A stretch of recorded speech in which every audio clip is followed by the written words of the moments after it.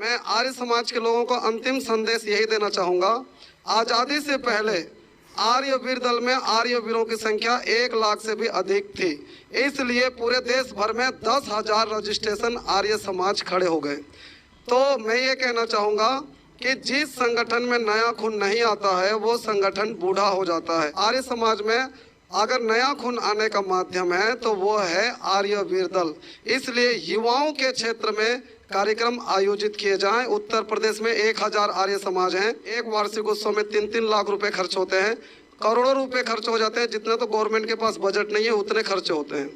तो आर्य समाज में यदि जवानों के क्षेत्र में कार्यक्रम आयोजित किए जाएंगे तो मुझे लगता है कि दिन दुगनी रात चौगनी आर्य समाज के कार्यक्रम आगे बढ़ेंगे, नया खून आगे आएगा और देश के लिए काम करेगा। अटल बिहारी वाजपेयी भी आर्य वीर दल के शाखाओं से ही निकले हैं।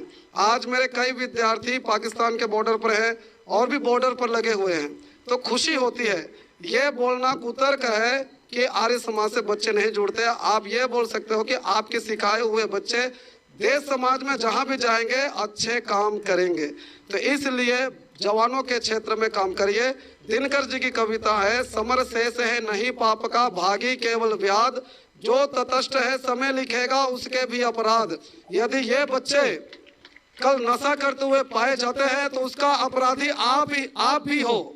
अगर ये बच्चे देश समाज के लिए कुछ काम करते हैं तो उसका श्रेय आपको मिलेगा ही मिलेगा।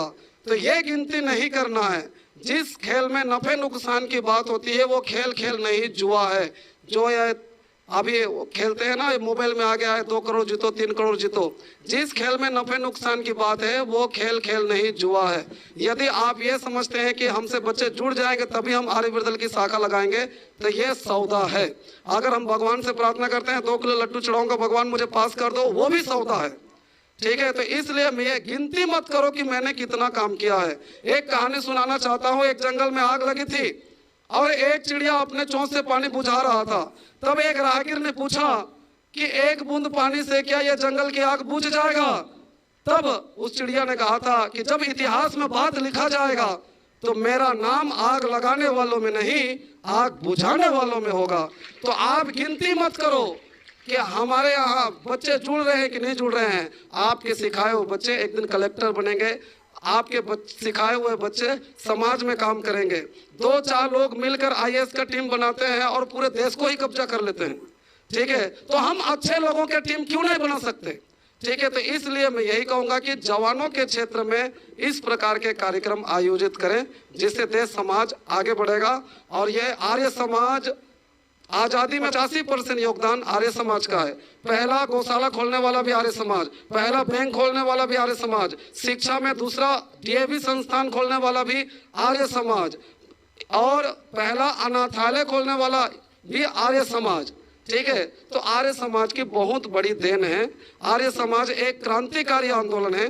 इसके साथ अगर जुड़ के काम करेंगे तो मुझे लगता है देश और समाज सभी की उन्नति होगी। मॉरिशस की आज़ादी में भी आर्य समाज का योगदान है।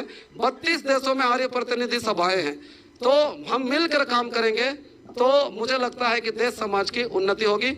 इन्हीं शब्दों के साथ मैं अपनी वाणी को विराम देता हूँ। आप लोगों ने बहुत तन्मयता से सुना, सभी को बहुत बहुत धन्यवाद।